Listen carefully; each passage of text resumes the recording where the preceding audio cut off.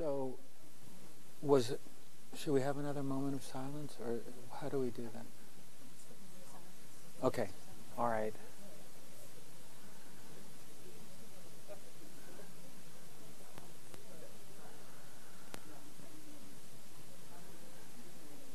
So, Brian, you ready? Okay. So, oh, good. I was thinking it would be hard to start without Eduardo and Jody here, and here they are.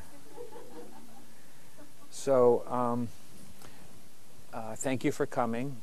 We'll actually start with a moment of silence, and then I'll kind of walk through the norms and kind of a few things that I want to talk about, and then we'll have some Q&A, and then we'll what we've done in the past is kind of had a hard stop at 8:30 or so everybody can get home.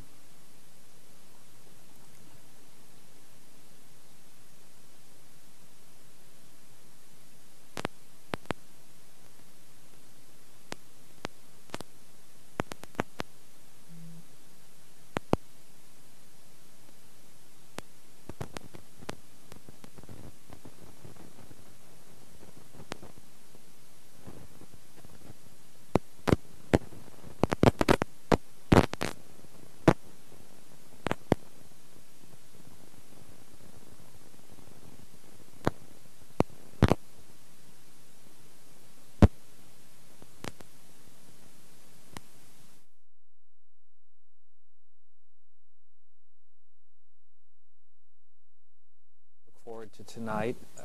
It's an opportunity for me to get to know you better, and it's also an opportunity for me to tell you, for you to maybe get to know me a little bit better too. And that's always a little bit of a tricky thing, because I'm not supposed to be too opinionated in case I offend someone. But then I was thinking, when I speak to you, I want you to be authentic and you know, tell me what you're really thinking and not hold anything back. And so it occurred to me that turnaround is fair play, that it really doesn't make sense for me to be too careful. But I then am trusting that you'll forgive me, you know, if I, you know, but I want to speak from my heart tonight. So, generally speaking, you know, I talk about the school, kind of the state of the school and where we are, and that part is going to be the shortest part tonight. And then I'm going to talk about some projects that we're working on, and then I would like to talk about some things that we're working on that aren't exactly projects, but they're things we're working on. So, big picture, the school has never been bigger, it's never been healthier, it's never been better staffed. It's never been better maintained. I don't think we've ever had so many amazing kids, adults, and families as part of this community. It's a wonderful place to be.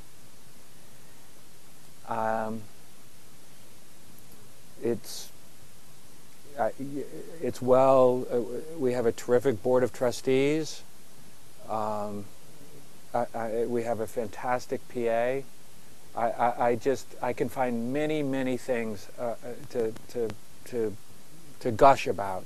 I just, you know, I've been involved with the school for many years in one capacity or another, and just our stability and equilibrium as a school, our confidence, our sense of our mission, of the importance of being who we are in this, you know, in a troubled environment, and being true to ourselves, you know, I'm just so happy.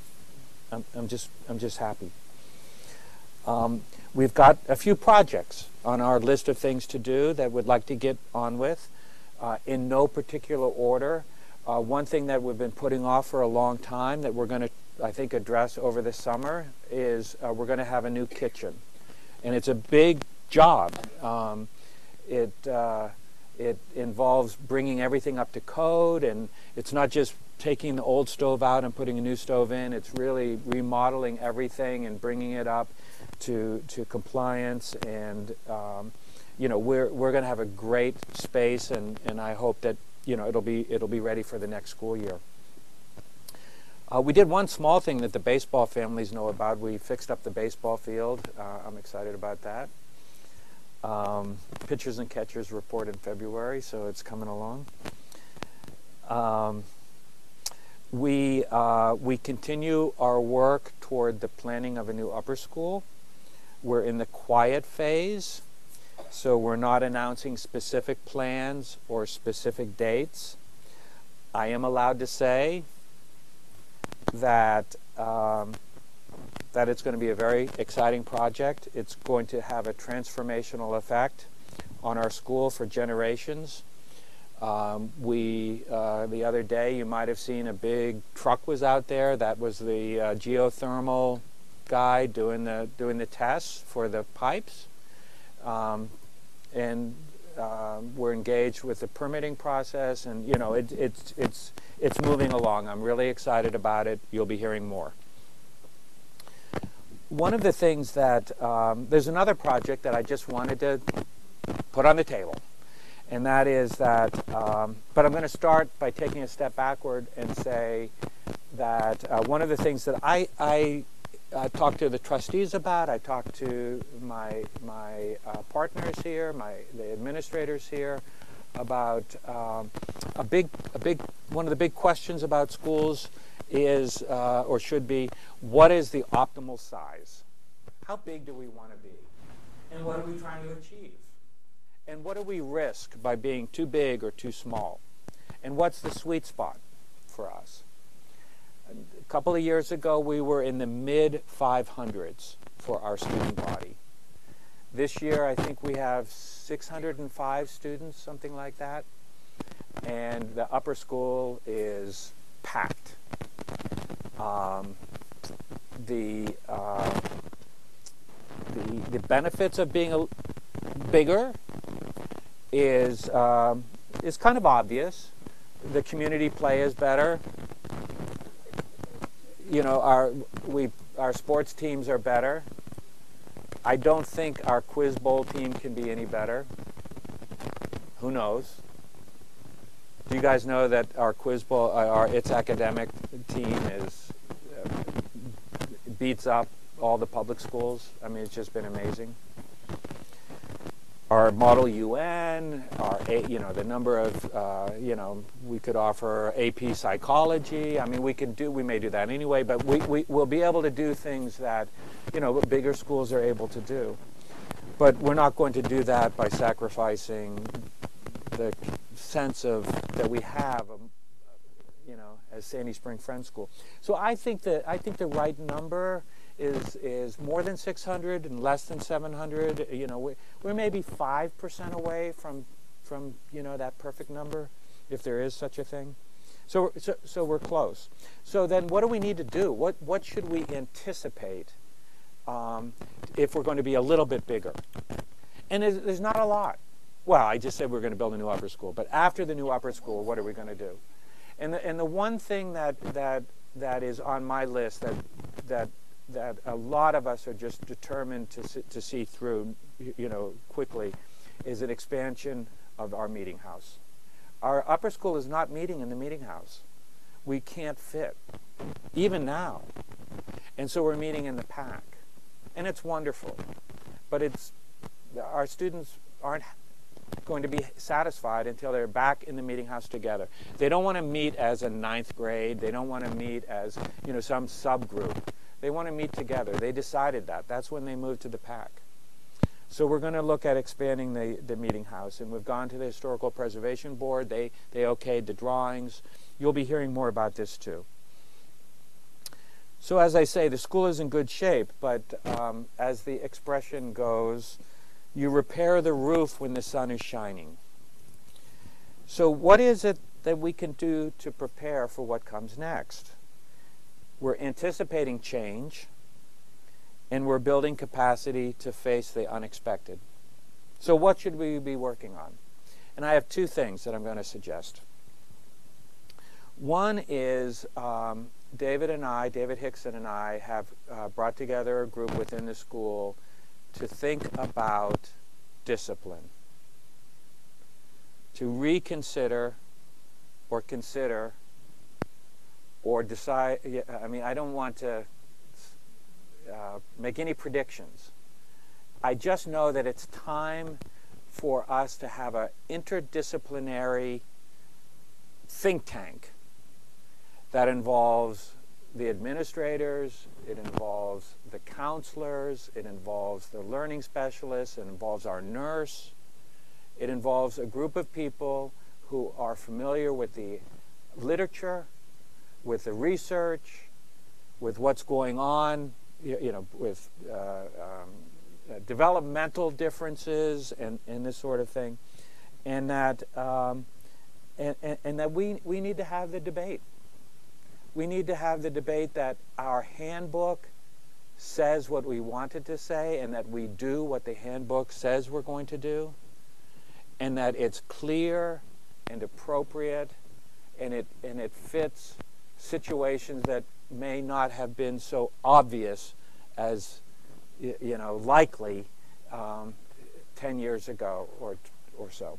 So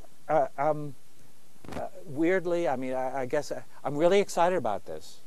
That we and I mention it tonight because I think it's.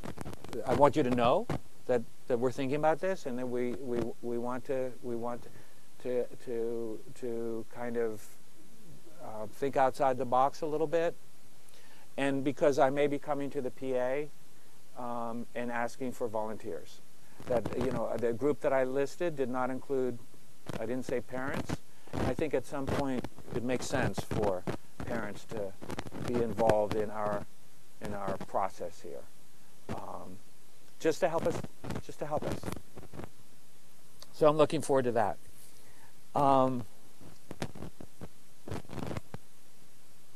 There's another task ahead of us, and I'm going to put it under the broad category of building our own cultural competency. And in this regard, I want to say that on the ones, I think there are two things, really three things I want to say. The first is that we're going to do an audit. We're going to have somebody, we're going to invite somebody from outside the school community to come and look at us and our organization and talk to us individually, some of us in groups, and just to help us with our blind spots. What are we missing? And maybe make some suggestions. At the same time, we have Adam Keller and others are breathing new life into our all-school diversity committee. This is a committee that has been around for some time. It ebbs and it flows, and we need it back. And thanks to Adam and others, we're working on that. And there's some areas sort of in our all-school diversity committee that we're getting right on. And one of our teachers is going to clerk a group that looks at microaggressions. Adults to adults, adults to students, students to students, and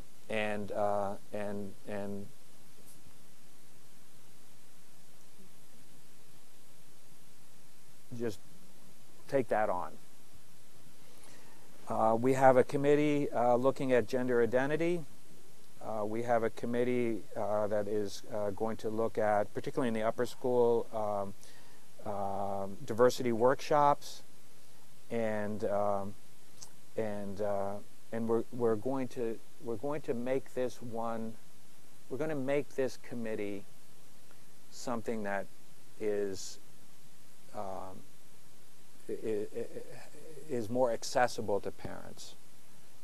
We've tried doing things. We meet in the morning, we meet in the afternoon, we meet in the evening.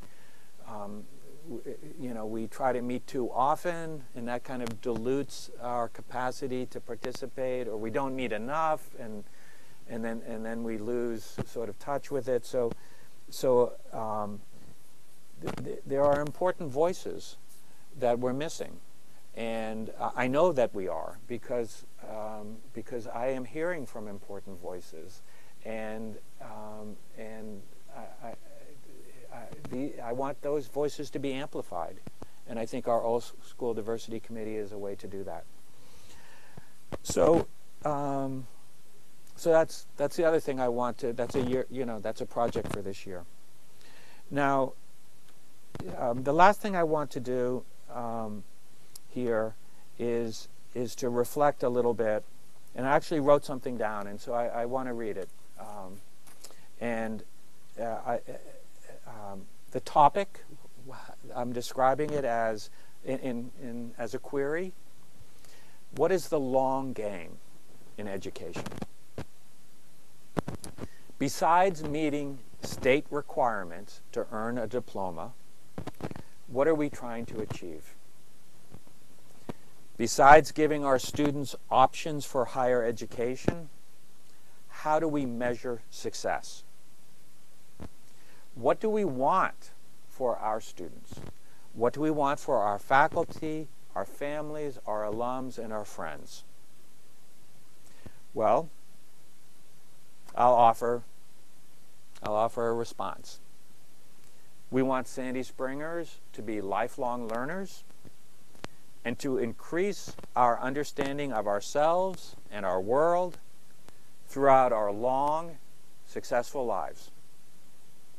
We want Sandy Springers to derive happiness from discovery, for that is a recipe for a beautiful life. And to quote George Fox, this I know experimentally. Quakers are all about discovery. Quakers say we didn't get rid of the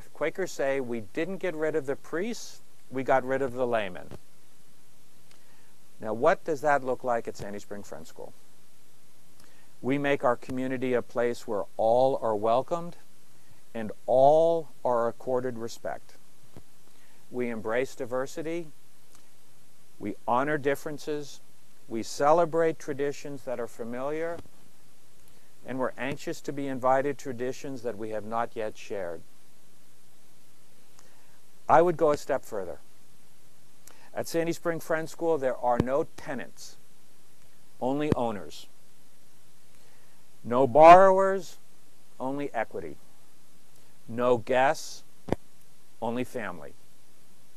We feel this way because this is how we want to live our lives, and we know that our best chance is here and the best time is now. We've not reached our destination. One set of facts that we acknowledge is that our society has bestowed its material and psychic rewards unevenly, and that this has been true since before our country's founding. The color of our skin, our ethnicity, our size and shape, our gender, our accent, our sexual preference, our age, our mobility, our hair color and texture, and even our names bestow some level of entitlement. And when it is withheld, some amount of glue on our shoes. For some of us, the glue is an annoyance, sticky, but not enough to hold us back. And for some of us, the inequality is more than a small thing. It is a gale force wind, and we measure our luck when we are able to maintain a modicum of control over our bodies, knowing that too often the result may mean a loss of freedom, and if not incarceration, a life where every day we adjust to undeserved hate and subtle jabs as we walk in the shadows cast by statues honoring Confederate generals, past unmarked sites where our bodies were lined up, teeth examined, prices haggled, and families destroyed. These are historical facts that are hard to hear but provide important context. They offer a partial explanation for why there are stairs when we wear suits and stairs when we wear hoodies. I believe we all pay an enormous price when we do not feel the urgency of this moment. It is an affront to me and to you that some of us are followed when we walk into stores, that some of us must resort to prayer that our brake light is not malfunctioning, that medical research is as likely to make some of us cringe as it is to give some of us hope.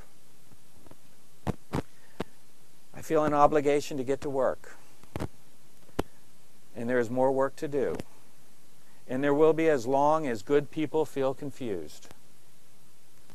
I feel this acutely because of my background. I love working here.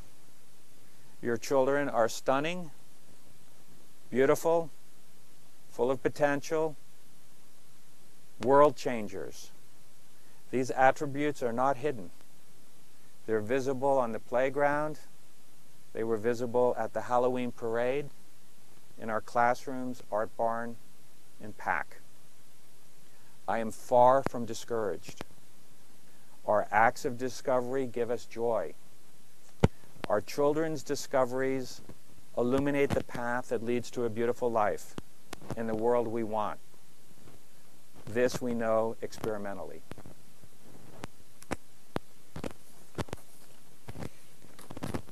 So, that's what I've been thinking about. We're all in it together.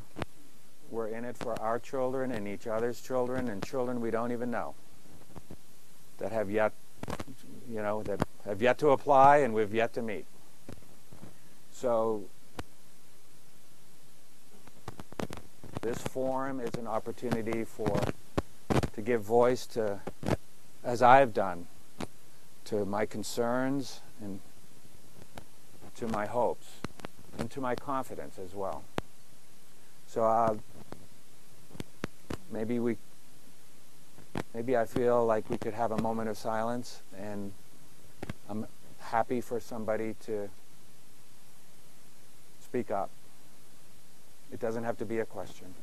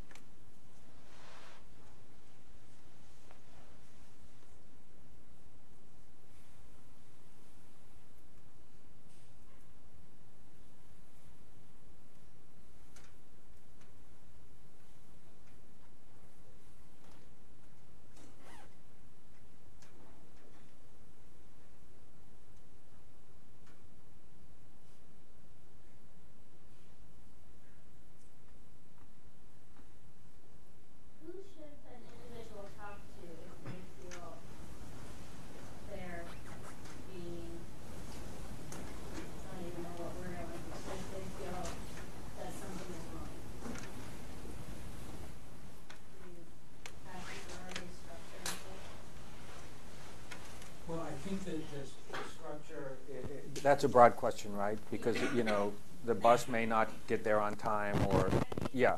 Like some mistreatment based on some characteristic of a person. Yeah. I mean, I think philosophically, you know, sort of our practice has been that if you're comfortable in addressing the concern with the person who you have a concern about, you can do that. There may be a reason or more than one reason why that isn't appropriate, or that isn't inside any normal person's comfort zone. In which case, you see the head of the division, lower school, middle school, or upper school. If you're not satisfied, then you see me. And if you're not satisfied, you know, you see Jody. So, you know, that's the way that it, you know, sort of the response flows. People don't usually see me.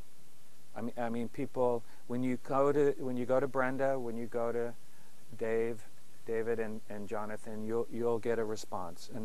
But my door is always open, and if somebody's in the office, they'll get kicked out if you're there to see me about a concern, or within 5 minutes, because there's nothing more important for me than to hear from you.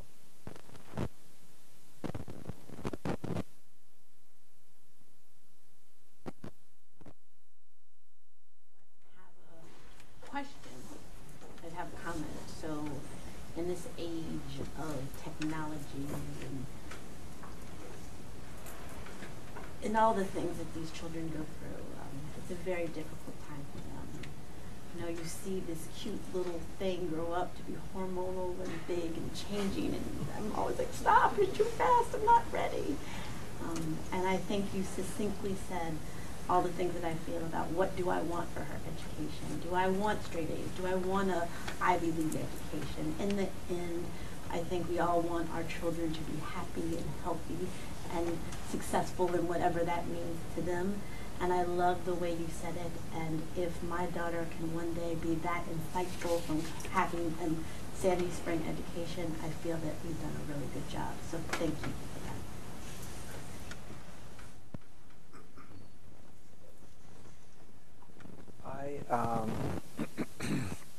Thank you for that.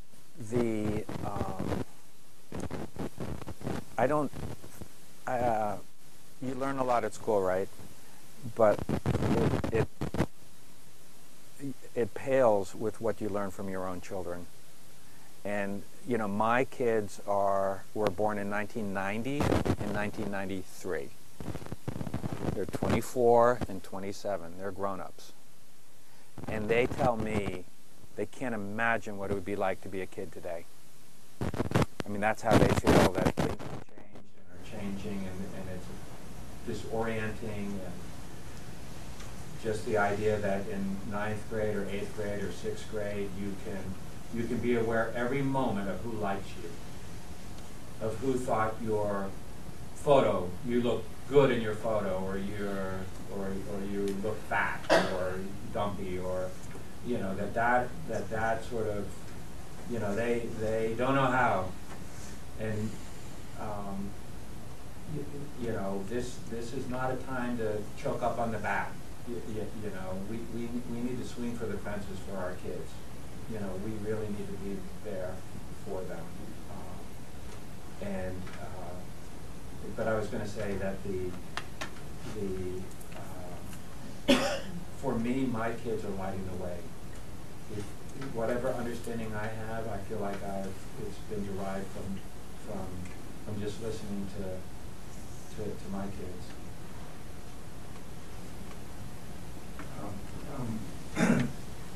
Yes, the concept of success for these kids is a really important thing to kind of sit and focus on. One of the things that is starting to show up is that the generations who are in school, high school and lower, one of the things that is common with them that is not common with their older generations is anxiety.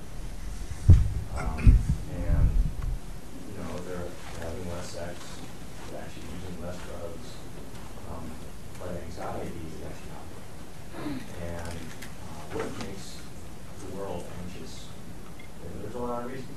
be very anxious right now. I think that that difference, that uniqueness of that trait,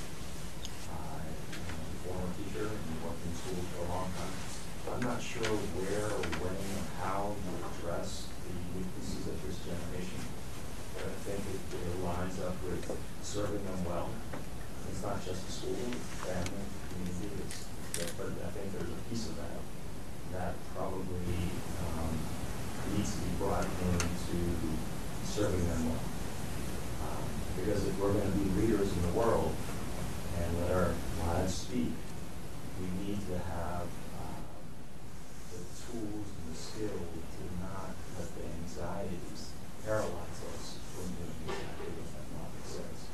So I would just encourage, I have no solution there, just putting another piece of issue to conjure some of the other communities that you're looking at. Right, I concur and see the same thing. And I think that there is the kids feel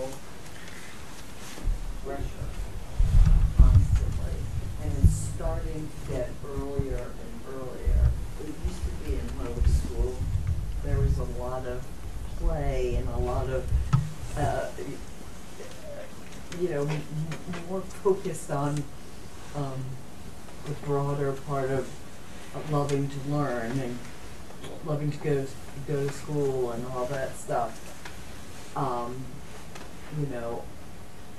I think that earlier and earlier, somehow, the children in general, not just here, are feeling more pressure somehow.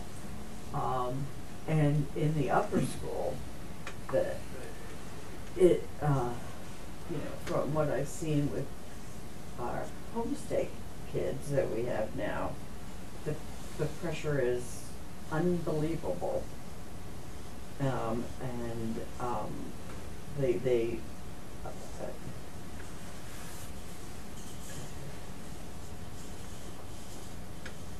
and I think some of it of their pressure of our homestay students is somewhat cultural, but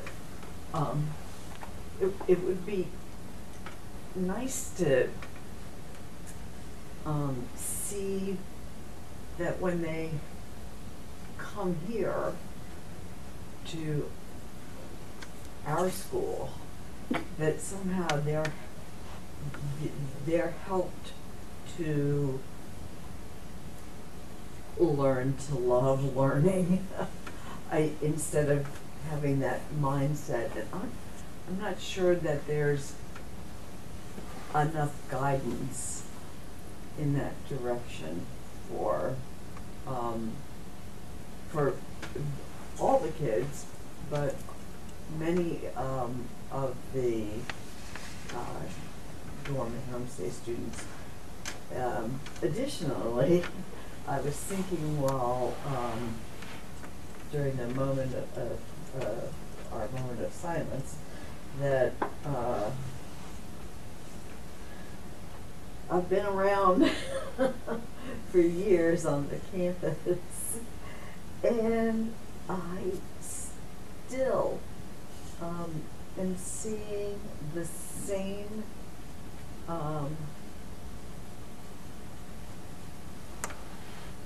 type of groups and whether it's groups in the dining room, groups hanging out. There's not a mixing, and I'm not sure. I know that that's hard. I know there's a lot of studies and research about that, but I wonder. Well, I don't think that. You said that there would be a lot of diversity workshops, especially in the upper school. I would really hesitate to make it especially in the upper school, because I think it's begins much sooner than that dividing and that non cohesiveness way before they get to upper school now. The dining room is still you walk in there and the tables are, you know, the tables with the kids with the same ethnicity, the tables with the athletic groups, the whole 9 yards. They're still the same way they were many years ago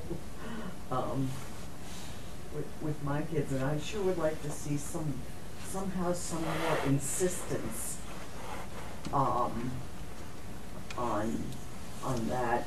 And I don't know, I don't think it's a discipline thing. I think it's a modeling, more modeling and more nudging, and along with the workshops and the ongoing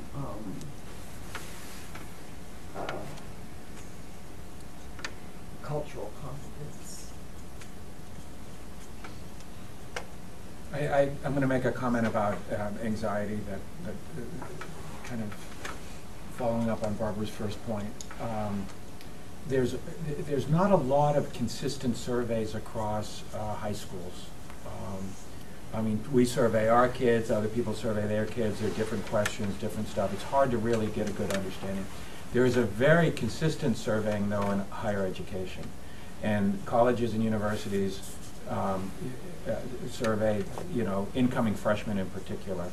And the questions that, simple questions like, do you expect to see a counselor? Are you in therapy? Are you on medications? Do you feel an unusual amount of stress? Are you anxious? Just questions like this. The last 4 or 5 or 6 years in higher education, it's just a hockey stick.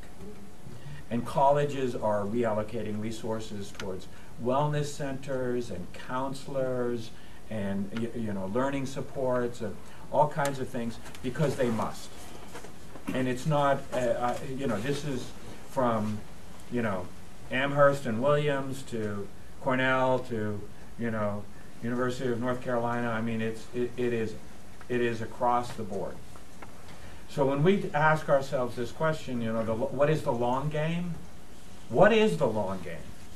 Because we're putting, our kids are suffering. Not everyone, but we've created. They are in an environment of whose ever creation, and we're pushing against that, or we're not. But we have the chance to. We can. I mean, it's up to us. What time we get to school is up to us. How much sleep we get may be up to you. But there are all kinds of impacts that in how we measure success and how we push kids to succeed, that it's not working all the time, and we have to own that. And I'm not talking to this group. I'm talking about the data nationally, and you're right, Frank. It's we want our lives to speak, and it's not for 15 minutes, and it's not for the first mile in the marathon. It is the long game that we're preparing our kids for. That's the conversation we're going to be having. It would be nice if our kids left here to be freshmen in college without feeling so anxious, just feeling prepared for not only the academics, but the their next step in the journey, in life's journey, so that they can go forward and happily walk the earth.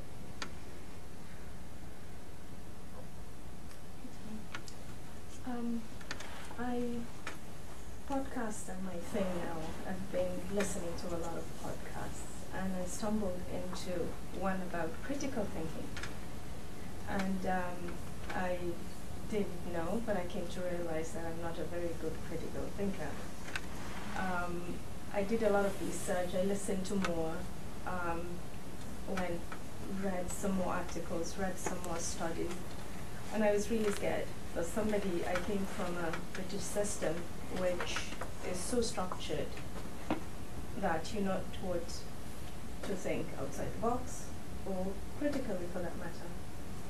And I think it's imperative that our kids are taught to think critically, because it's at the end of the day, it's an integral part of every aspect of their lives, the decisions they make, how they perceive things, how they deal with issues, and especially in this recent times of alternative facts and this great divide of you either for one person or you're not. The media is not helping them, and it's not helping the matter. I think it's important that the kids know how to think critically, how to decipher what's going on. And I wanted to know, is it part of the curriculum, or is it implied in certain classes? Because according to the studies, even at the university level, critical thinking is not taught. It's actually it's a little part of philosophy classes, but it's actually not taught, and it's something that needs to be taught. So I got scared because I realized that since I took a test and I'm a horrible critical thinker, if I'm transferring this to my kids, so I'm turning to the school to ask the question. Yeah, thank you. Okay, so that's, actually, I feel like that's a softball question, as they say, because it's such a strength, I think, at Sadie Spring Friends School. There's so much inquiry, so much dialogue, so much, testing of ideas and debate. Jonathan, you want to make a comment about? No, you're saying everything I was just thinking. I mean, and I feel like it's not just an upper school skill. I mean, it's all the way through. It's in 5th grade, I'll tell you that. Yeah, I mean, debate. The debate activity that Pinky does in 5th grade is all about critical thinking, and not just rote memorization and regurgitation, but assimilating ideas and balancing them with contradictory ideas, and how do you make sense of that, synthesizing things. So I feel like it's all the way through. I mean, David, do you want to add to that? I don't think I have much to add, other than to say, as someone who takes a look at professional development in the school, helping teachers just continue to improve their skills with inquiry-based learning and critical thinking is part of what we're looking at. Part of the way to teach critical thinking is to model it for students, to explicitly model the thinking process. A teacher says, well, as I hear this question or I see this, my mind goes to this, or I start to think about this, or I start to ask these kinds of questions. And that's the way that we kind of model patterns of thinking and thinking tools, really, for students, so that they can help to develop those skills themselves. So that's the kind of thing when we talk with teachers about, not only focusing on what they teach, but how they teach it, that's the kind of thing that we're working on with faculty. I would just add a couple of responses to a series of things.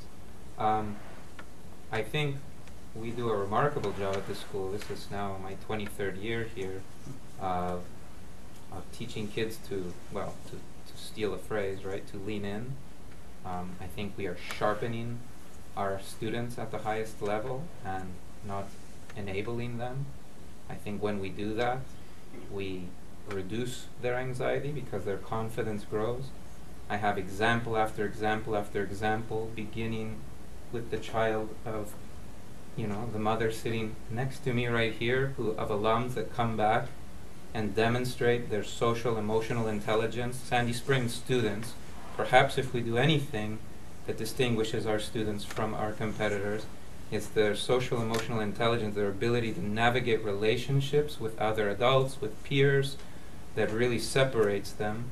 Our kids often come back in their freshman year from college and say they don't see what the real big deal is about the worry about college. And I think that's a testament to what we do. The other thing I would like to address a little bit is as a teacher at this school, this is a dream teaching job, right? There are no fights in the hallway, there's no spray painting on the wall, there's no babysitting kids. These are, for the most part, pretty motivated young kids who want to become wiser and brighter, who are, for the most part, invested in their classes and in forging relationships. It is really a United Nations of a campus. I mean, every one of my classes is filled with, unique colors of the rainbow, different religious perspectives or non-religious perspectives.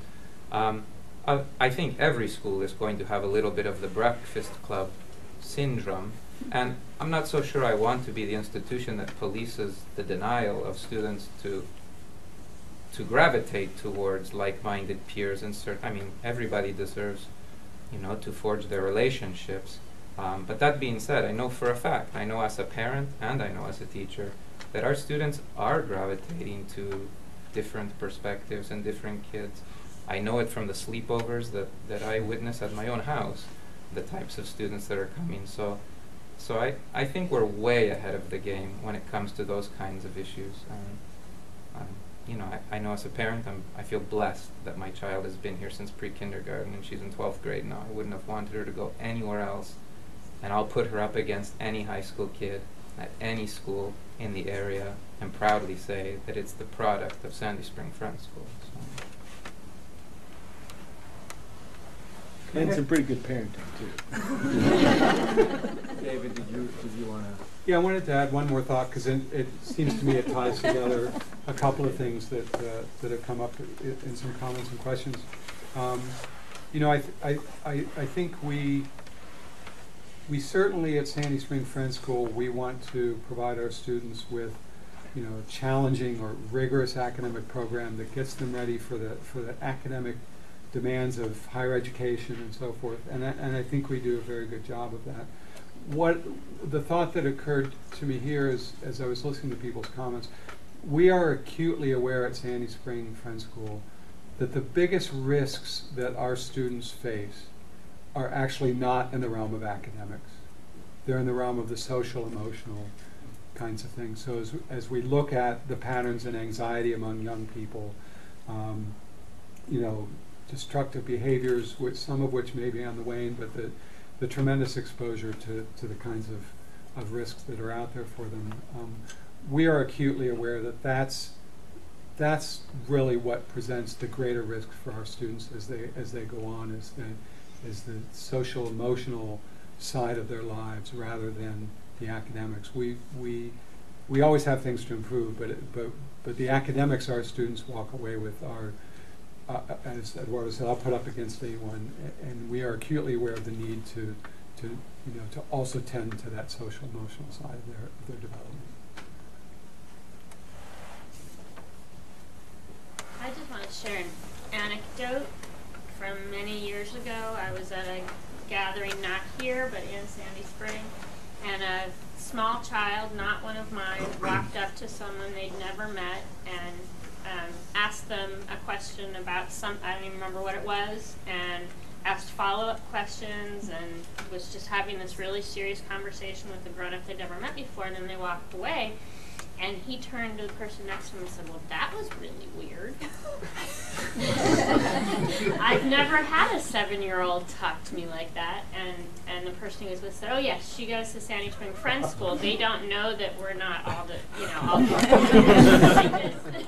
I can't remember the phrase exactly, but I think that feeling that you're entitled to engage is something that is just so foundational here that we don't even sometimes notice it. That just actually happened to me today. I was at physical therapy, and one of our middle schoolers goes to the same place. And I had run into him once before, and I could tell he was from Sandy Spring right away, the way he was engaging with the adults. I knew it, and then it got confirmed. But today he was really engaging with everyone in the place, and the physical therapist that was working on me at the time said,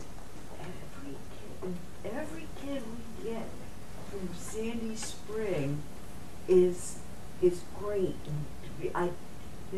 So different. So and always engages, and it's like, yep. Not scared of adults at all. So I'm going to fold one idea into this as well, and that is that the time that we spend together in meeting for worship is actually incredibly constructive time around inquiry and around being able to evaluate what people are saying, because we take time to listen. That's kind of how the whole thing starts, like genuine conversation and genuine understanding, and that changing the pace, just slowing down a little bit, dropping the backpack outside, turning the device off, just having a moment where it's built around expectation, like patience and waiting and anticipation, and someone stands up and they speak and you listen and you weigh what they're saying. Is that my experience? Did I feel? And oftentimes, someone else will stand up because that's how it works. That message strikes you, and often, especially this time of year, like it's still early in the year, the person who stands up next will say, I didn't ever expect to stand up. I never thought I would stand up and meet for worship. And there's that moment where, the idea that you're in somebody else's tradition goes away, and it becomes your tradition. And you don't have to be a Quaker. It has nothing to do with that. It has to do with being in the moment, and it has to do with this incredible hopefulness that in fact it's true that there is light inside every person, and that's what's resonating in the moment. And you can go back to being a practicing whatever you are. And this idea that it's so important for all of us who work here, and especially the Quakers, to get rid of this notion that we understand something better than somebody else who is full of light and wisdom and determination to change the world. We are equal, and if not a little behind. So. This practice we have, this discipline of just being together in what apparently is to do nothing, is actually fills our lives with this capacity, which we can then turn to find the right level of skepticism. Like, we need to be skeptical about being too skeptical. And we have to be skeptical about not being skeptical. You know, we need to find that balance. And we find that balance in part in silence.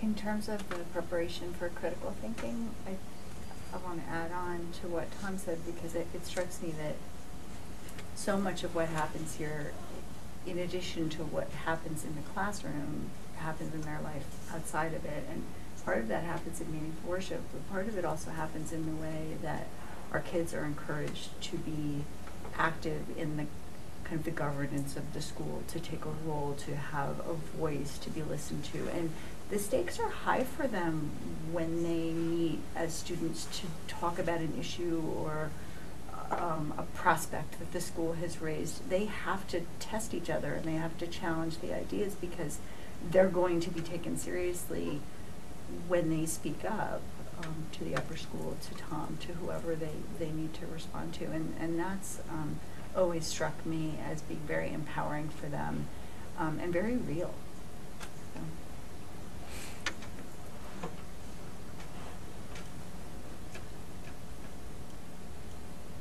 I had a very impassioned presentation from two students about the importance of we should have toilets that have the dual flush, you know, because we're wasting too much water. And the research and the graphs and pie charts and preparation and fearlessness of nailing the presentation with the head of school. It was really wonderful. And we're installing some. Oh yeah, no, they said you're pushing on an open door.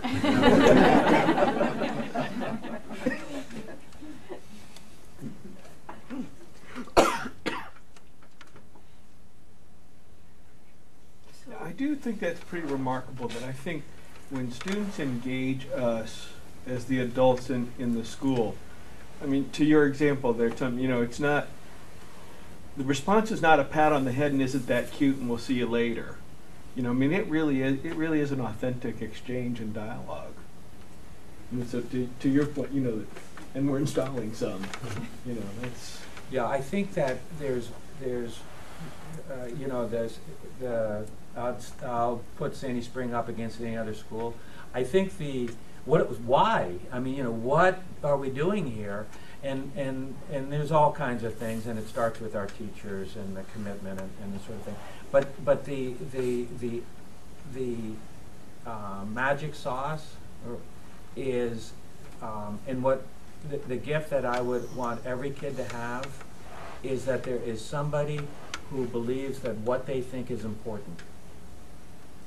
And when you spend your whole day with grown-ups that you respect, who think that what you think is important and want to hear it in Spanish and English, and that's rocket fuel. And it's not, it's differentiating, and it's powerful. That someone, I'm 6 or 7 years old, or 10 or 15 or 18, and somebody really wants to know what I think. That's a gift.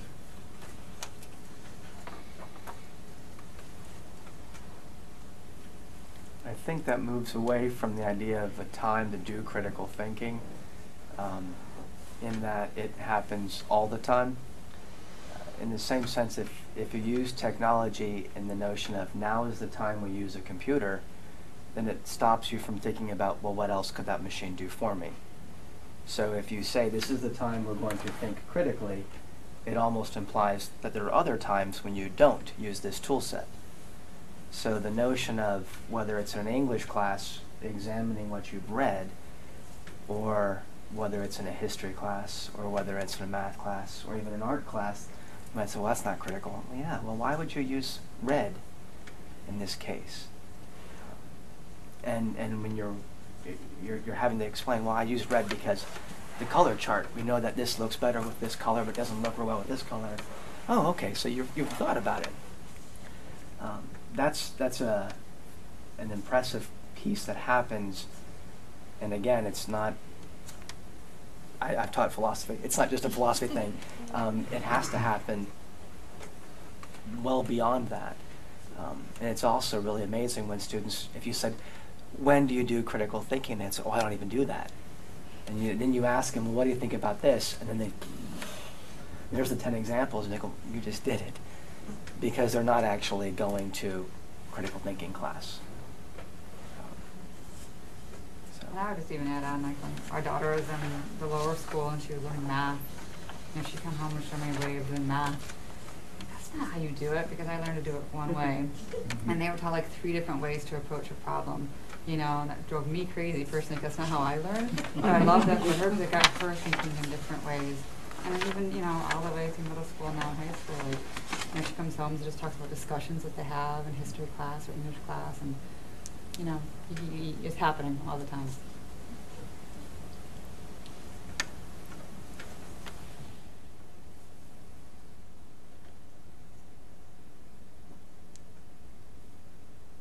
As I'm listening to what people are saying this evening and thinking about some of the questions that Tom put on the table for us to think about, I'm struck by, I guess the answers that are coming to me and listening to you all is that there's something about building a full measure of both courage and humility, and the ways to bring both courage and humility to bear on not only the intellectual challenges that we face and that we teach about, but also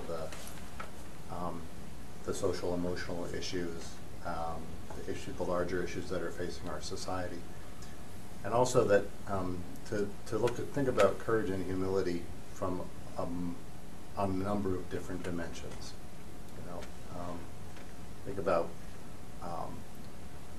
courage in the face of fear or adversity, or courage in the form of moral courage, or the courage to examine yourself. That takes a type of courage, you know, to really reflect and do some self-examination. And then there's humility about, you know, I know certain things? Do I really know the things that I know? And what is the part that I know versus the part that somebody else knows? And where is there an edge there for me to explore and learn? In my personal and professional experience, I see adults who have full measure of intellectual prowess, but are lacking a full measure of both courage and humility, and understanding the ways that having both of those at play, you know, bring us to some of the places that we've been talking about.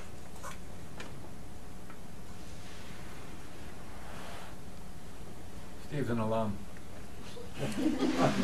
Sandy Spring changed my life. Into Dad. Well,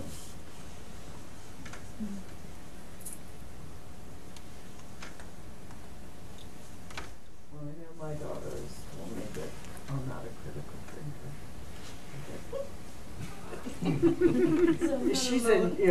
She's graduating in, next month from college, and a couple of years ago we were debating something, and she's like, "Mom, you're not a critical thinker." I'm like, oh well. I tried. You didn't go to Sandy Spring? I went to Sewell back in the day. What happened to me?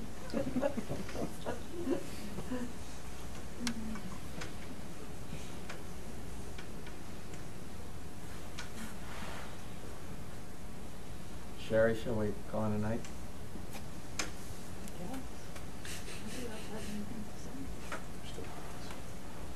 Thank you, everybody. It's a pleasure. I really, I get a kick out of doing this and being with you. Thank you. Yeah, we'll do it again. I think we're going to have another session like this, and with some more discussion and whatnot around the upper school, after the new year.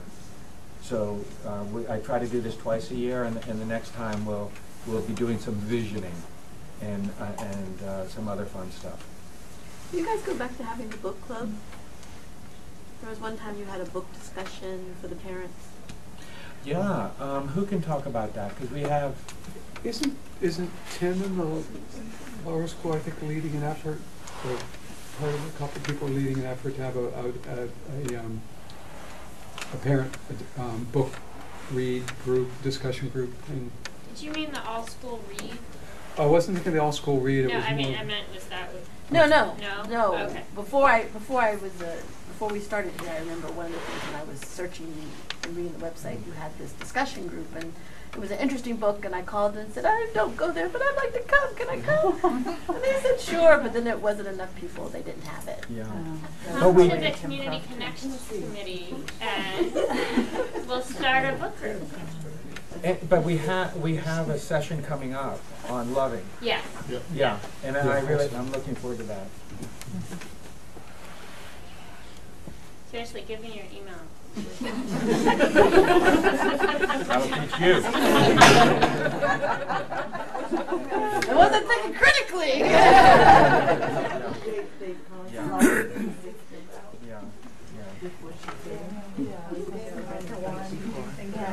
That was that AP English class. Thanks, everybody. Yeah, I missed my chance. Yeah, I went one. Where were you guys last year? I was Seen the name.